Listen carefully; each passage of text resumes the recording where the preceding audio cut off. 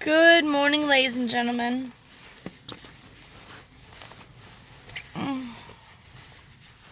So it's blustery today. It's cold.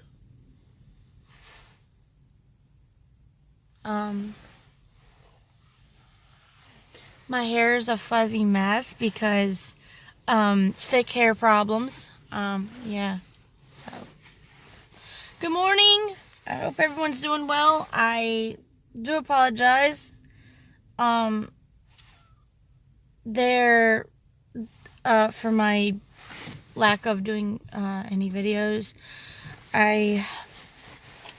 There was a death in the family. My husband, he went off for training. Yeah. So yeah. It's just been crazy. A lot of things going on.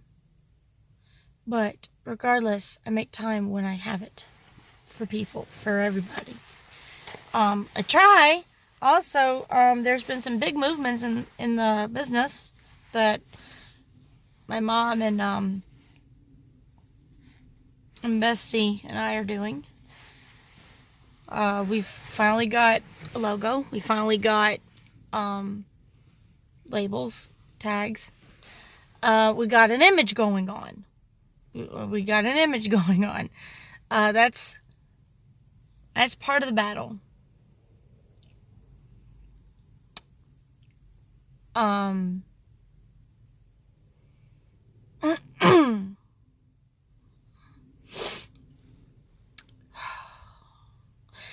Now, one thing I really do want to get sorted out is,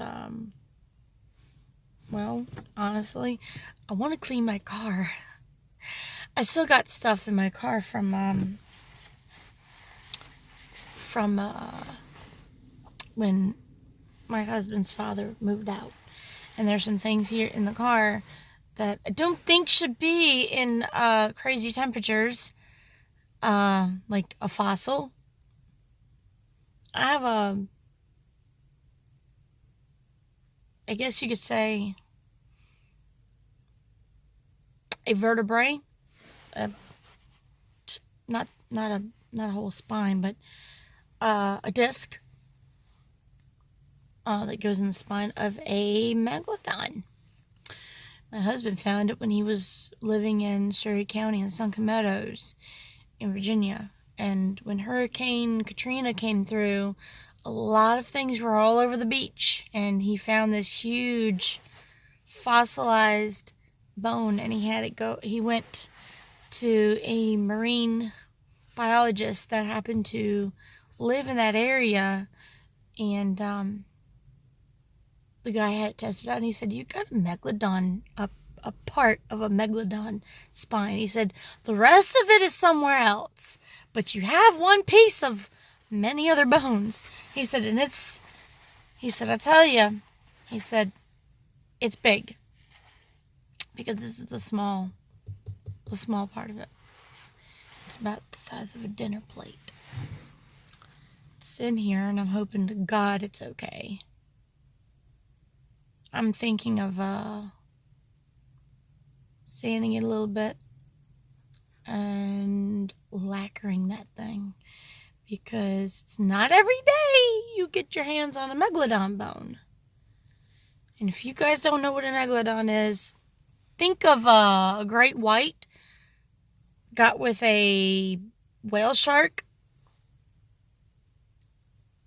maybe bigger, who knows, about that size. It's like a whale shark size of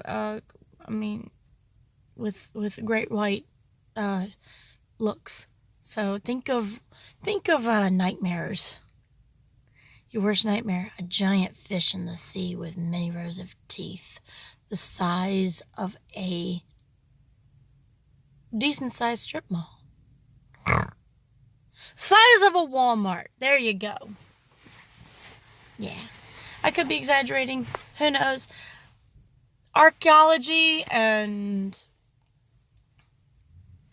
marine biology is not my forte because I don't find comfort in knowing what's inside the great blue deep.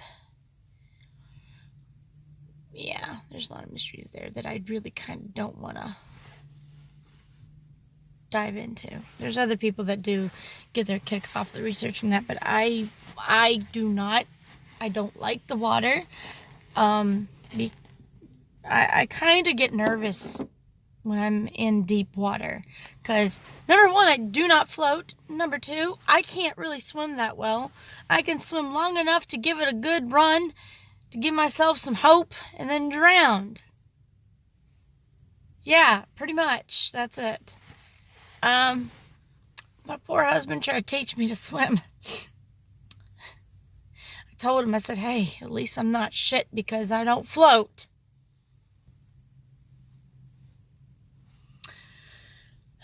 I'm a sinker. Anywho, I want to talk about survival. When you are under a lot of stress and you're going through an exuberant amount of crap, whatever it is, and whatever it is, it doesn't make you feel good. It doesn't make you feel any better. You're just going through it, and you just gotta basically deal and live and just keep fighting. Just keep fighting. There is a point where you are down in the muck and your own feelings, feeling sorry for yourself to the point where you finally just snap out of it and you're like, you know what? There's no point feeling sorry for myself. There's no point in punishing myself for feeling a certain way or being a certain way. Thing is, we all are different. We all can't help but be different because if we all were the same, again, individuality would not even be a thing. In fact, that the only way that the word individual would ever be used was probably be for purchases or increments of quantity. Quantity, yeah. It would be used for indicate a measurement of quantity of an item or stuff or whatever. But if we stayed true to ourselves and remain different, we all have our own niche. We're all meant to do something. We're all meant to do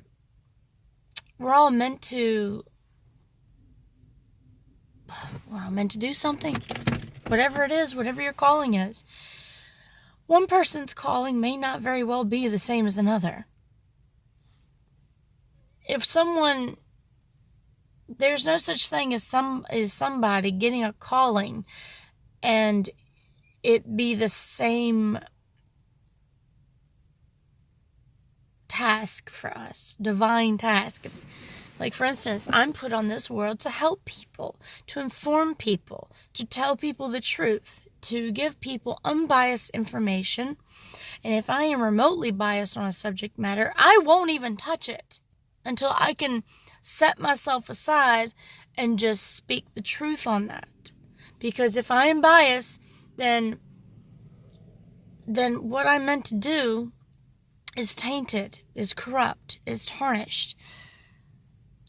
Having the ability of doing that, putting your own thoughts and feelings and experiences aside and trying to understand other people's point of view and perspective, a lot of people don't have that. So you have to be open-minded whenever you're trying to do what you're meant to do on this world, on this plane of existence. Because, let's face it, let's say, here's a good one, macaroni and cheese. Everybody likes it, right? Everybody loves it. But does everyone like the same kind of macaroni and cheese? Oh no. Personally, I liked the Stouffer's or the Stouffer's oven-baked mac and cheese or homemade mac and cheese. The kind that my mom or my sister makes.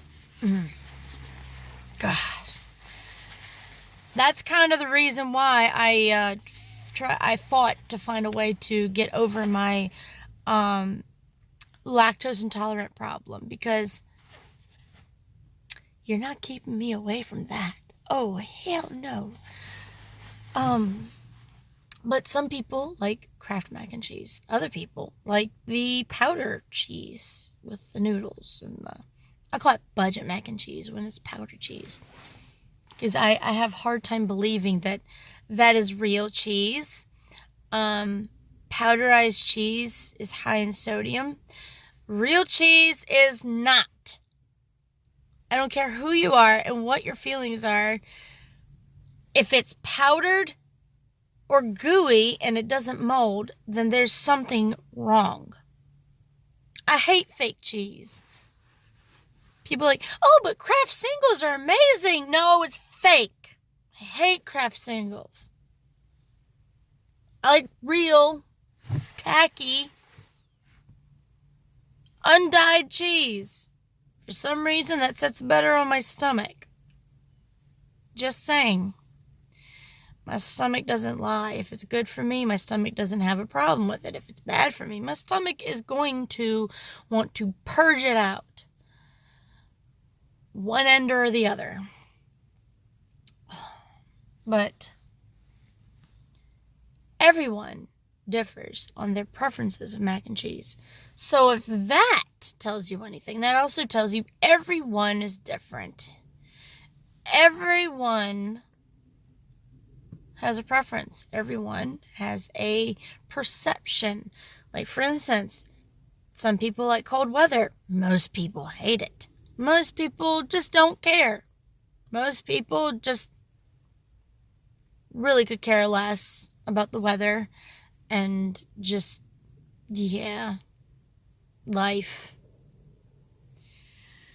And many people, I mean, they're never cold. They're just comfortable all year long. And even though it reached 15 degrees, I still see dummies running around here with flip-flops and shorts. Are you hoping to lie to yourself enough and good enough and hard enough that, or will warmer weather? Because that's not how it works. I wish that was the case, but it's not. Sorry. Truth. So, if you're put on this world to help people, now think about it. Help people. There is a plethora of ways to help people. You just got to find out what works and what you're really good at to go out there and do that. Mine is planting myself in everyday places, like a retail store, and putting a little positivity in someone's life. Whether it's me genuinely saying, hey, how are you? Or asking if they're all right. Or wishing them a good morning and a good day. And wishing them safe travels. Because those alone are blessings. If you genuinely mean it, those are blessings. And I don't know about you, but I think we all can use blessings, more positivity. Because we don't have enough of that. We got so many people still wrapped up in politics, religion, and whatever they're going through, that they forget that there is a good side to things. Certain things have to happen.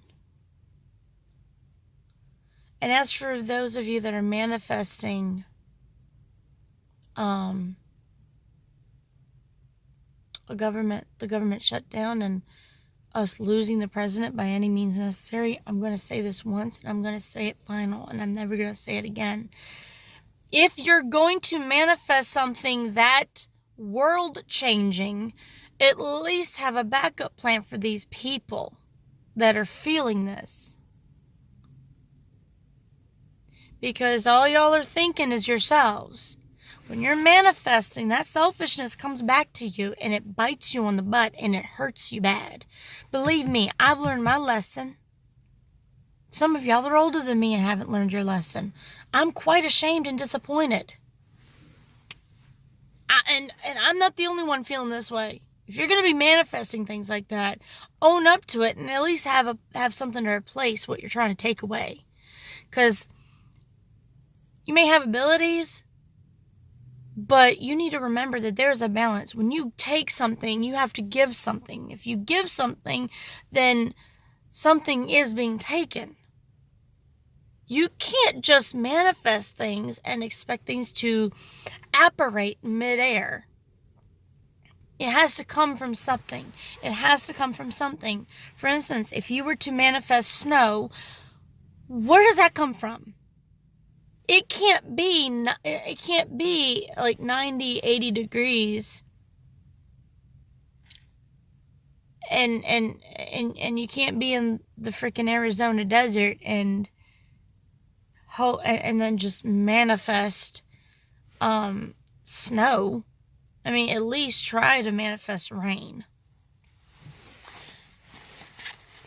Like right now, if I try to manifest right now 100-degree weather, I'm going to look like a big old idiot because it's not going to happen. You have to have a catalyst. You have to have something to replace it.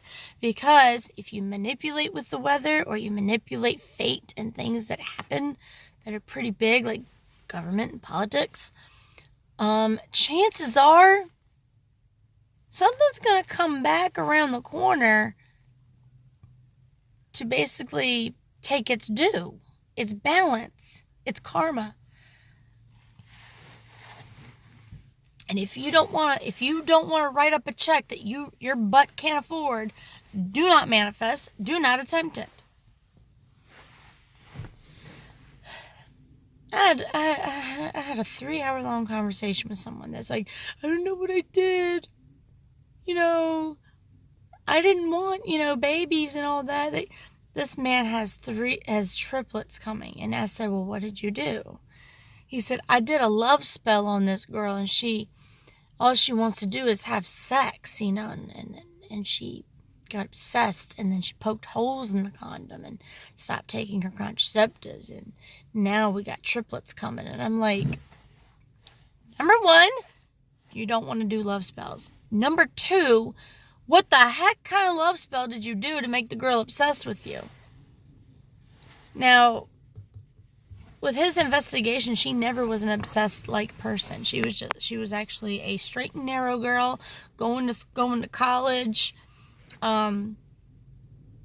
She was super religious, and she was very like I'm not going to have sex until, her preference. She didn't want to have sex until she got married. He does one love spell. I think last full moon, not this one, but last one. Next thing you know, overnight, she was just like, I love you. I need to be with you. Can I move in with you? I hate where I live. Can I move in with you? And can we start a life together? And he was just like, yeah. And then all of a sudden, triplets. Now, kids are a blessing, but holy handbasket. You can't anticipate how well a spell is going or a manifestation is going to go. You just expect the worst and hope for the best. That's the safest. That is my safest rule ever in life and in everything I can ever think of.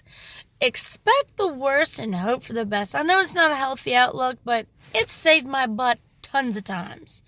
So yeah.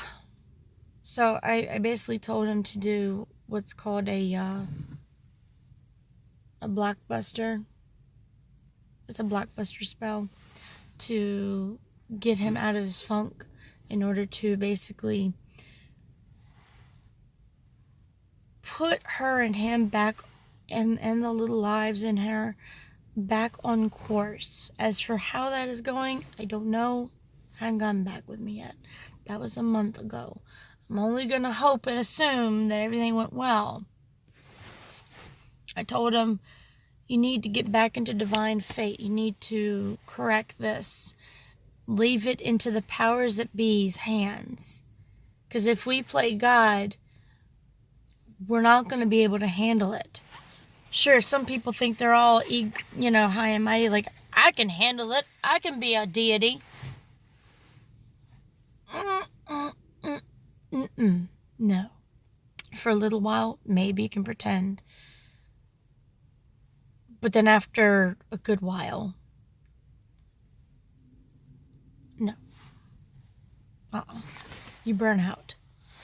Karma comes after you every time. We are not immune to karma, so don't think you are. Because karma will check you on that. Like, oh, you can handle me. You're immune? Well, yeah, here you go. Boom! Oh my God! It's everywhere. Karma is everywhere. Ah! Well, that's all I have time for, ladies and gentlemen. I may or may not try to do another one later, or I know I'll be able to do one tomorrow. So, love and light to you all. Bundle up. Be safe.